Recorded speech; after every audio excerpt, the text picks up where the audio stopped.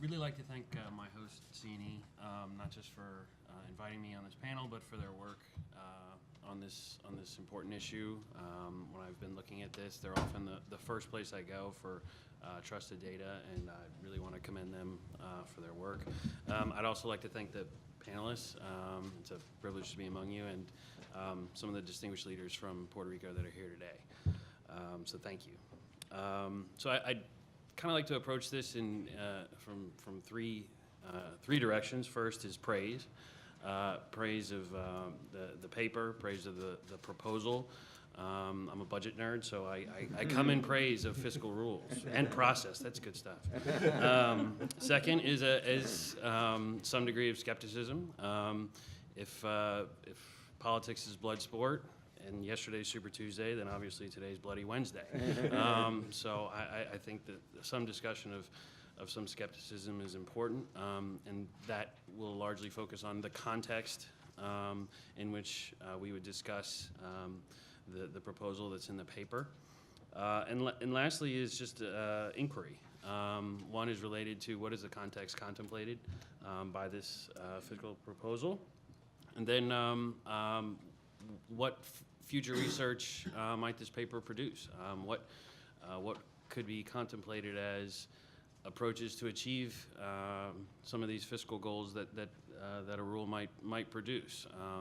I think in some ways that's kind of where the rubber meets the road, both within the context of the rule proposed, but also a financial control board. So just briefly, just to touch first on praise. Fiscal rules are worthwhile public policy objectives when they're done correctly. They do a couple things. First is they necessarily involve the buy-in of the participants. So that includes politicians. That includes the people that vote for them. Obviously, I make no doubt that there's never been unanimous support for a fiscal rule and all that they may precipitate. But designed correctly, there's at least acknowledgement among a given polity that, well, we agreed to these rules, we don't like how they always affect us, but all right, rules is rules, so we're going to play by them. Second is done correctly, and within that context, people can say no. And that's really hard for a politician. No one wants to say no to their own constituents, and certainly no one wants to do it when they're running for an office. And if you can say, look, 8 years ago, 10 years ago, we agreed to this set of rules. It's for a good reason. And now because of that, I have to say no to this request. Something that we might otherwise want to do, but if you keep saying yes to everything, eventually you find yourself in a situation, certainly not unique to Puerto Rico, where you have a lot of bills to be paid.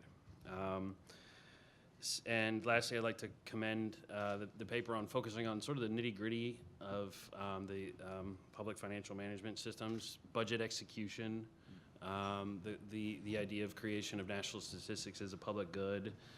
Again, for budget nerds, this is just gravy. I love this stuff. And the contemplation of maybe something like the CBO over there, a legislative kind of budgetary advisory board oversight, that sort of thing, that's ultimately should be credible and can be pointed to as an objective source on economic and budget matters. So that is my praise. My skepticism is focused just on the efficacy of certain kinds of budget rules and the degree to which maybe this reflects some of that. I think informs my skepticism. And then secondly is what is the context in which this would be implemented? So first is the United States has its own history with budget rules. We rely on process. In fact, Section 300 of the Balanced Budget Act lays out a really lovely timetable for passing budgets and sticking to budget targets. It was put in place in 1974, and maybe 4 times has the United States actually done it on time and in a way prescribed by law. And